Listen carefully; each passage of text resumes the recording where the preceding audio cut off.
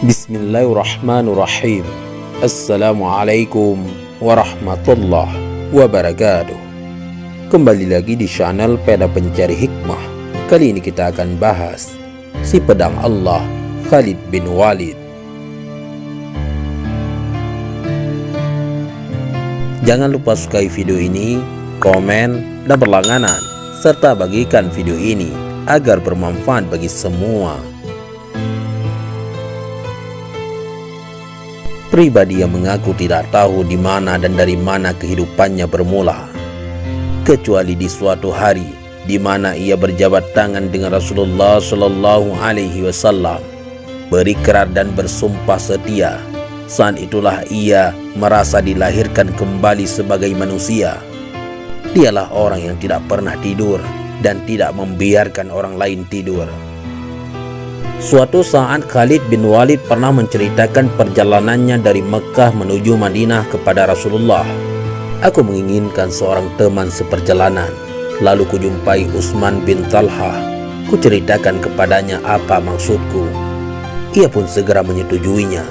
Kami keluar dari kota Mekah sekitar dini hari. Di luar kota kami berjumpa dengan Amr bin As. Maka berangkatlah kami bertiga menuju kota Madinah. Sehingga kami sampai di kota itu di awal hari bulan Safar tahun yang ke-8 Hijriah. Setelah dekat dengan Rasulullah Shallallahu Alaihi Wasallam, kami memberi salam kenabiannya. Nabi pun membalas salamku dengan muka yang cerah. Sejak itulah aku masuk Islam dan mengucapkan syahadat yang hak. Rasulullah Shallallahu Alaihi Wasallam bersabda, "Sungguh aku telah mengetahui bahwa Anda mempunyai akal sehat. Dan aku berharap akal sehat itu hanya akan menuntun Anda ke jalan yang baik. Oleh karena itulah aku berjanji setia dan baiat kepada beliau. Lalu aku mohon Rasulullah mintakan ampun untukku terhadap semua tindakan masa laluku yang menghalangi jalan Allah." Dalam perang Mu'tah ada 3 orang syuhada pahlawan.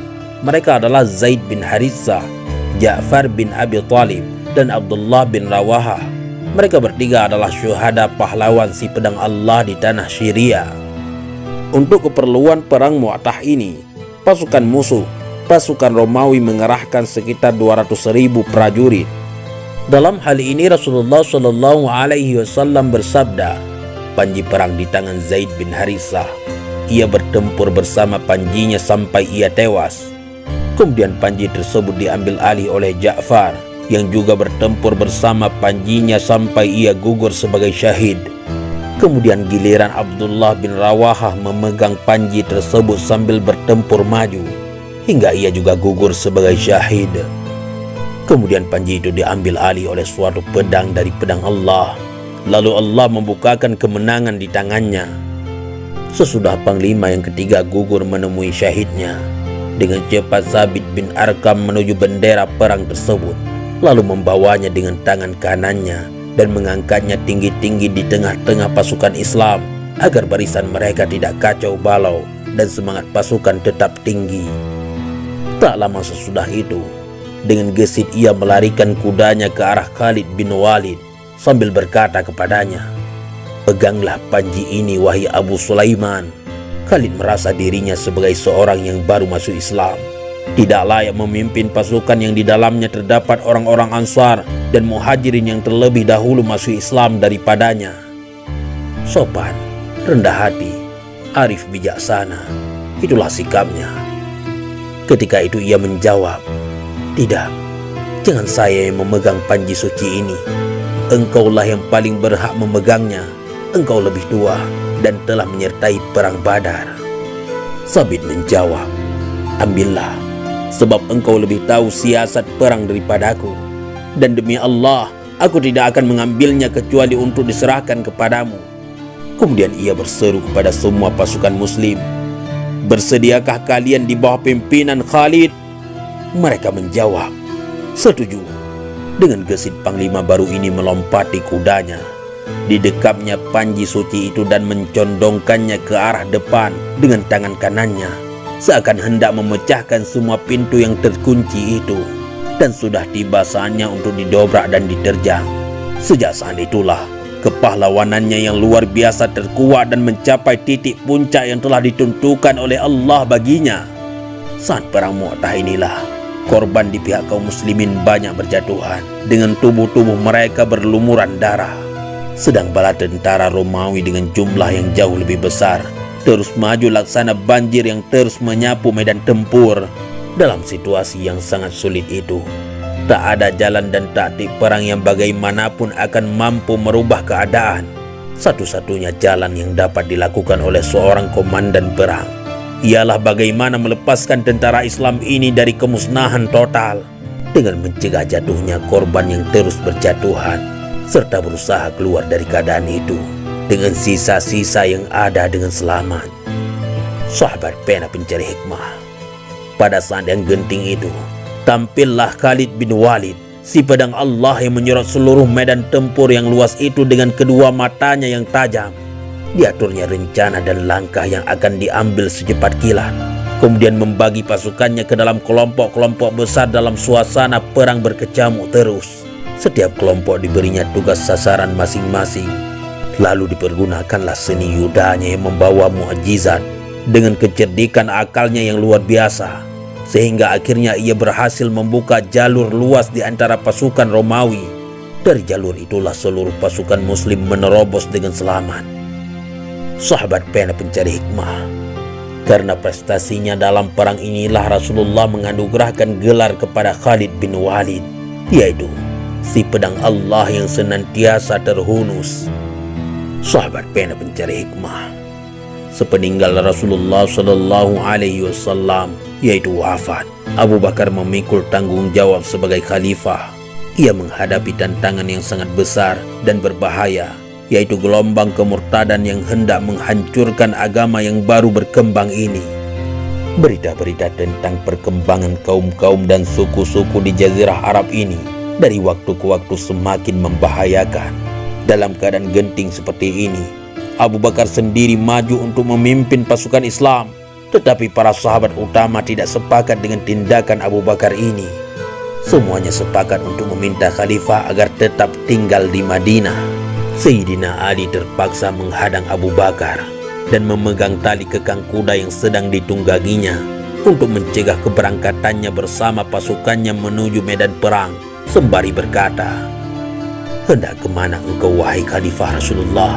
Akan kukatakan kepadamu apa yang pernah dikatakan Rasulullah di hari Uhud. Simpanlah pedangmu wahai Abu Bakar, jangan engkau cemaskan kami dengan dirimu."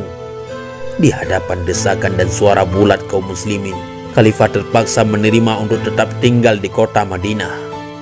Maka setelah itu, dibagilah tentara Islam menjadi 11 kesatuan dengan beban tugas tertentu, sedang sebagai kepala dari keseluruhan pasukan tersebut diangkatlah Khalid bin Walid. Dan setelah menyerahkan bendera kepada masing-masing komandannya, khalifah mengerahkan pedangnya kepada Khalid bin Walid sambil berkata, "Aku pernah mendengar Rasulullah bersabda bahwa sebaik-baik hamba Allah dan kawan sepergaulan ialah Khalid bin Walid, sebilah pedang di antara pedang Allah yang ditebaskan kepada orang-orang kafir dan munafik." Sahabat pena pencari hikmah, Khalid pun segera melaksanakan tugasnya dengan berpindah-pindah dari suatu tempat medan tempur ke pertempuran yang lain, dari suatu kemenangan ke kemenangan berikutnya. Datanglah perintah dari Khalifah Abu Bakar kepada panglima yang tak tertandingi ini agar berangkat menuju Yamamah untuk memerangi Bani Hanifah bersama kabilah-kabilah yang telah bergabung dengan mereka, yang terdiri dari gabungan aneka ragam tentara murtad yang paling berbahaya. Pasukan ini dipimpin oleh Musailamah Al-Kadzab. Khalid bersama pasukannya mengambil posisi di dataran bukit-bukit pasir Yamamah dan menyerahkan bendera perang kepada komandan-komandan pasukannya. Sementara Musailamah menghadapinya dengan segala kecongkakan dan kedurhakaan bersama dengan pasukan tentaranya yang sangat banyak, seakan-akan tak akan habis-habisnya. Di tengah pertempuran yang berkecamuk amat dahsyat ini, Khalid melihat keunggulan musuh. Ia lalu memacu kudanya ke suatu tempat tinggi yang terdekat. Lalu ia melayangkan pedangnya ke seluruh medan tempur. Pandangan cepat yang diliputi ketajaman dan naluri perangnya. Dengan cepat ia dapat mengetahui dan menyimpulkan titik kelemahan pasukannya. Ia dapat merasakan ada rasa tanggung jawab yang mulai melemah di kalangan prajuritnya di tengah serbuan-serbuan mendadak pasukan Musailamah. Maka diputuskanlah secepat kilat untuk memperkuat semangat tempur dan tanggung jawab pasukan muslimin itu. Dipanggilnya komandan-komandan teras dan sayap, ditertibkannya posisi masing-masing di medan tempur. Kemudian ia berteriak dengan suaranya yang mengesankan kemenangan, "Tunjukkanlah kelebihanmu masing-masing. Akan kita lihat hari ini jasa setiap suku." Orang-orang muhajirin maju dengan panji-panji perang mereka, dan orang-orang Ansar pun maju dengan panji-panji perang mereka. Kemudian setiap kelompok suku dengan panji-panji tersendiri.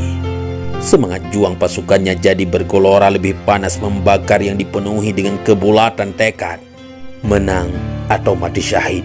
Sedangkan Khalid terus menggemakan takbir dan tahlil sambil memberikan komando kepada para komandan lapangannya. Dalam waktu singkat, berubahlah arah pertempuran. Prajurit-prajurit pimpinan Musailamah mulai berguguran, laksana nyamuk yang menggelepar berjatuhan. Khalid bin Walid berhasil menyalakan semangat keberaniannya seperti sengatan aliran listrik kepada setiap prajuritnya. Itulah salah satu keistimewaannya dari sekian banyak keunggulannya. Musailamah tewas bersama para prajuritnya, bergelimpangan memenuhi seluruh area medan pertempuran, dan terkuburlah selama-lamanya bendera yang menyuruhkan kebohongan dan kepalsuan. Selanjutnya, Khalifah Abu Bakar memerintahkan Khalid bin Walid untuk berangkat menuju Irak. Maka berangkatlah sang mujahid ini ke Irak. Ia memulai operasi militernya di Irak dengan mengirim surat ke seluruh pembesar Kisra atau Kaisar Persia dan gubernur-gubernurnya di semua wilayah Irak.